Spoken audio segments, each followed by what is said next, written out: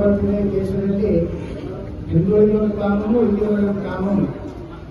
ಇವತ್ತು ಆ ಒಂದು ಸ್ಥಿತಿಯಲ್ಲಿ ಯಾವ ಸನಾತನ ಧರ್ಮದಲ್ಲಿ ಗಣಪತಿ ಪೂಜೆಯೊಂದಿಗೆ ಪ್ರಾರಂಭ ಆಗ್ತಾರೋ, ಯಾವ ವಿಘ್ನಗಳನ್ನು ದೂರ ಮಾಡಬೇಕಂದ್ರೆ ಯಾವುದೇ ಪೂಜೆ ಪುನಸ್ಕಾರ ಪ್ರಾರಂಭವಾಗುವುದು ಗಣಪತಿಯ ಪೂಜೆಯಲ್ಲಿ. ಆದರೆ ಇವತ್ತು ಪರ್ಮಿಷನ್ ತಗೋಬೇಕಾದ್ರೆ, ಯಾವುದೇ ಪೂಜೆ ಪ್ರಾರಂಭ ಮಾಡಬೇಕಾದ್ರೆ ಪರ್ಮಿಷನ್ ಯಾರು ಬೇಕಪ್ಪ ಅಂದ್ರೆ ಗಣೇಶನ ಪರ್ಮಿಷನ್ ಬೇಕು. ಆದ್ರೆ ನಮ್ಮ ದೇಶದಲ್ಲಿ ಏನಾಗಿದೆ ಅಂದ್ರೆ ಗಣಪತಿನ ಕೂರಿಸ್ಲಿಕ್ಕೆ ಪರ್ಮಿಷನ್ ತಗುವಂತ ಒಂದು ಕಟ್ಟ ಕಾನೂನು ಈ ದೇಶದಲ್ಲಿ ರಾಜ್ಯದಲ್ಲಿ. ಇವತ್ತು ಯಾರು ಚಾಮುಂಡಿ ಬೆಟ್ಟ ಸರ್ಕಾರದ ತಿಳ್ಕೊತಾರೋ, ಹಾಗಾದ್ರೆ ಇಡೀ ದೇಶಕ್ಕೆ ಸಂಬಂಧಪಟ್ಟಂತ ಪ್ರತಿಯೊಂದು ಆಸ್ತಿನೂ ಭಾರತ ಸರ್ಕಾರದ್ದು, ಕರ್ನಾಟಕ ಸೇರಿದ್ದು, ಯಾವುದೇ ಒಂದು ಕೋಮಿಗೆ ಸೇರಿಲ್ಲ ಅನ್ನುವಂಥದ್ದನ್ನು ಸಹ ಅವರು ಗಮನದಲ್ಲಿ ಇಟ್ಕೊಳ್ಳೋದು. ಇವತ್ತೇನಾಗಿದೆ,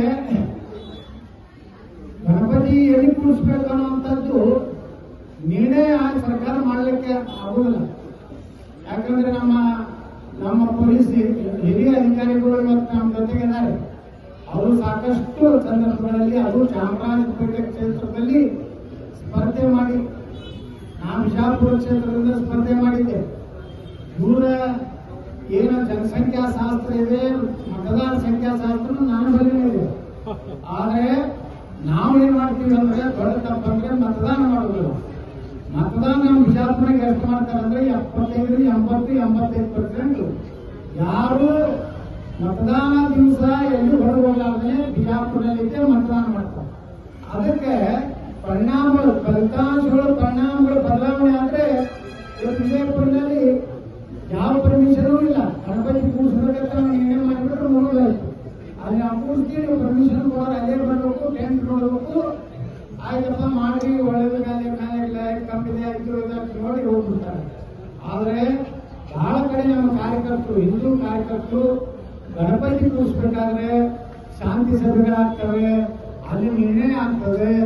ಇವೆಲ್ಲ ಕಾನೂನುಗಳೇನದಾವು ಇವೆಲ್ಲ ಹೋಗಬೇಕಾದ್ರೆ ಕರ್ನಾಟಕದಲ್ಲಿ ಮತ್ತೆ 2028ಕ್ಕೆ ಹಿಂದೂ ಪರವಾದಂತ ಸರ್ಕಾರ ಬರಬೇಕು, ಸಾವಿರ ಪರವಾದ ಸರ್ಕಾರ ಕಿತ್ತು ಹೋಗಬೇಕು.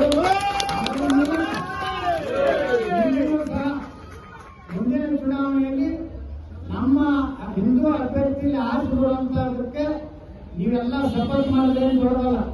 ನಮ್ಮ ಬಿಜಾಪುರದಲ್ಲಿ ಹಂಗೆ ಇತ್ತು, ಇಬ್ರು ಹಿಂದೂಗಳನ್ನಿದ್ರೆ ಒಬ್ಬ ಮುಸ್ಲಿಂ ಪಕ್ಕ ಅನ್ನುವಂತ ವಾತಾವರಣ ಇತ್ತು. ಈಗ 2 ಚುನಾವಣೆಯಲ್ಲಿ ನಾವು ವಿರುದ್ಧ ನಿಲ್ಲೋರು ಇಬ್ರು ಹಿಂದೂಗಳೇ.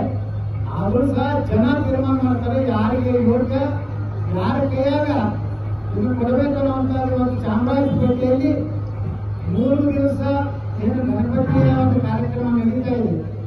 ಲಕ್ಷಾಂತರ ಜನ ಇವತ್ತು ಸೇರ್ತಾ ಇದ್ದೀವಿ ಕೊನೆಯ ದಿವಸ.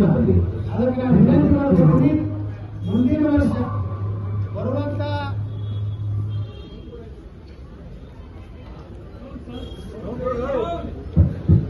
ಮುಂದಿನ ವರ್ಷದಿಂದ ಕೊನೆಗೆ 2028 ಅವರು ಇದೀಗ ಮೈದಾನ ಅಂತೇಳಿ ಸ್ವಯಂ ಘೋಷಿಸಿದೆ. ಅಲ್ಲಿ ನಾವು ಗಣಪತಿ ಕೂರಿಸುವಂತ ಒಂದು ಸರ್ಕಾರ ರಾಜ್ಯದಲ್ಲಿ ಬರಬೇಕೇಳಿ ಆ ಗಣೇಶನಲ್ಲಿ ನಾನು ಪ್ರಾರ್ಥನೆ ಮಾಡಿದ್ದೀನಿ.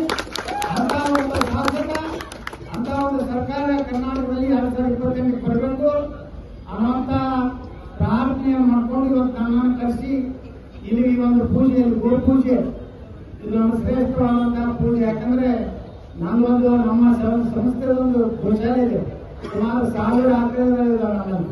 ಅಂದ್ರೆ ಎಲ್ಲ ಯಾರು ಕಟ್ಕೊಂಡು ಕೊಡುವಂತ ಆಕಳುಗಳು, ನಮ್ಮ ಪೊಲೀಸರು ಹಿಡಿದು ತಂದು ಕೊಟ್ಟಂತ ಆಕಳುಗಳು. ನಾವ್ಯಾವ ಸ್ವಲ್ಪ 50 ಆಕಳಕ್ಕೆ ಖರೀದಿ ಮಾಡಿದ್ವಿ. ಇವತ್ತು ಅವೆಲ್ಲ ಕಟ್ಕೊಂಡು ಕೊಡುವಂತ ಆಕಳುಗಳನ್ನೇ ರಕ್ಷಣೆ ಮಾಡ್ತಾ ಇದ್ವಿ, ಆಂಬುಲೆನ್ಸ್ ಮಾಡಿದ್ವಿ. ಎಲ್ಲೇ ಒಂದು ಗೋವಿಗೆ ಕಾಲು ಮುಗಿದ್ರೆ, ಟ್ರಕ್ ಹಾಕಿದ್ರೆ ಅವತ್ತನ್ನೆಲ್ಲ ತಂದು ಟ್ರೀಟ್ಮೆಂಟ್ ಕೊಟ್ಟು ಅವತ್ತಕ್ಕೆ ತಯಾರು ಮಾಡಿದ್ವಿ. ಇನ್ನ ಪ್ರತಿ 2 ದಿವಸ ಒಂದು ಕರು ಜನನ ಆಗ್ತದೆ ನಮ್ಮ ಗೋಶಾಲೆ. ಅಂದ್ರೆ ಸುಮಾರು 10 ಕಿಲೋ ತುಪ್ಪ ನಾವು ಶುದ್ಧವಾದಂತ ದೇಶೀಯ ಆಕಳ ತುಪ್ಪವನ್ನ ತಯಾರು ಮಾಡ್ತಾ ಇದ್ದೀವಿ. ವಿಭೂತಿ, ಕುಂಕುಮ, ಕರ್ಪೂರ. ಅಂದ್ರೆ ಒಂದು ಗೋಶಾಲೆ ಅಂದ್ರೆ ಗೋಶಾಲೆ ಬೆಂಗಳೂರು ಜನ ಈ ಕಡೆ ಸಾಕಷ್ಟು ಶಿರಡಿಗೆ ಏನು ಉತ್ತರ ಭಾರತಕ್ಕೆ ಹೋಗ್ಬೇಕಾದ್ರೆ ನಾವು ಬಿಜಾಪುರದಿಂದ ಹೋಗ್ತಾ ಇರ್ತೀವಿ. ಬಿಜಾಪುರ ನಗರದಿಂದ 12 ಕಿಲೋಮೀಟರ್ ಮೇಲೆ ನಮ್ಮ ಶ್ರೀ ರಾಮನಗೌಡ ಪಾಟೀಲ್ ಯತ್ನಾಳ್ ಗೋ ರಕ್ಷಾ ಕೇಂದ್ರ ಇದೆ. ದಯವಿಟ್ಟು ಬನ್ನಿ. ಬಹಳಷ್ಟು ಜನ ಬೈಕ್ ಮೇಲೆ ಹೋಗೋರು, ನಮ್ಮ ಸಾಹೇಬರು ಸಹಿತ ಅವರು IGP ಬೆಳಗಾವಿ ಇದ್ದಾಗ ಅವರು ಸೈಕಲ್ ಮೇಲೆ ಒಂದು ಪ್ರವಾಸ ಹಾಕೊಂಡಿರ್ಬೋದು, ಬಿದರ್ನಿಂದ ಕಾಣ್ತದೆ. ಅವಾಗಿದ್ದಾಗ ನಮ್ಮ ಗೋಶಾಲೆಯಲ್ಲಿ ಒಂದು ದಿವಸ ವಾಸ್ತವ್ಯ ಮಾಡಿ ಅಲ್ಲಿಂದ ಮುಂದೆ ಪ್ರಯಾಣ ಮಾಡಿದ್ರು. ಈ ರೀತಿ ಒಂದು ನೋಡುವಂತ ಒಂದು ಗೋಶಾಲೆ ಇದೆ. ನಾವೆಲ್ಲ ಬಿಜಾಪುರ ಕಡೆ ಬಂದಾಗ ನಮ್ಮ ಗೋಶಾಲೆಗೂ ತಾವು ಬರಬೇಕಂತ ಕೇಳ್ಕೊಂಡು ನಾನು 2 ಮಾತು ಕೊಡ್ತಾ ಇದ್ದೀನಿ. ಭಾರತ್ ಮಾತಾ ಕಿ ಜೈ.